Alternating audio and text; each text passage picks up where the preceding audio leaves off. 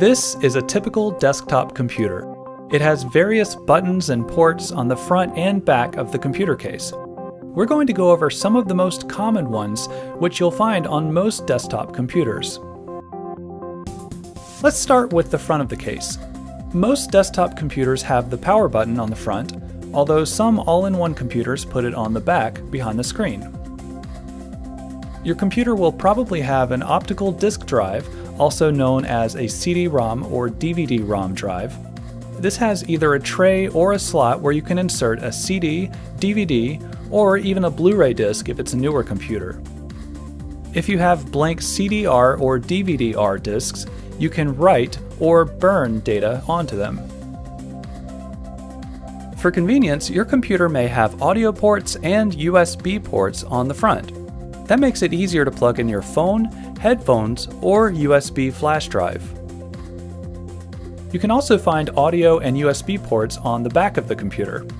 You'll usually have several USB ports so you can plug in all of the peripherals that you need.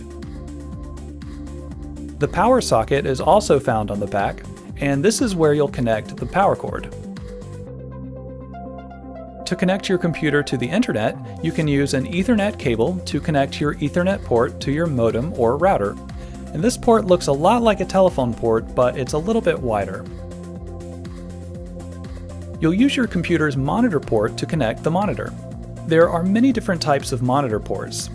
This computer has a VGA port, but your computer may have a different kind, such as DVI or HDMI. Expansion slots allow you to upgrade your computer by adding expansion cards. For example, you can add a graphics card to get better gaming performance.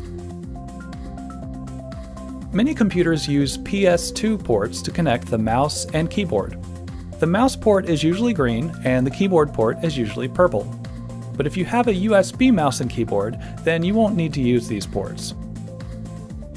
Finally, some computers have a serial port and a parallel port for connecting to older peripherals such as printers.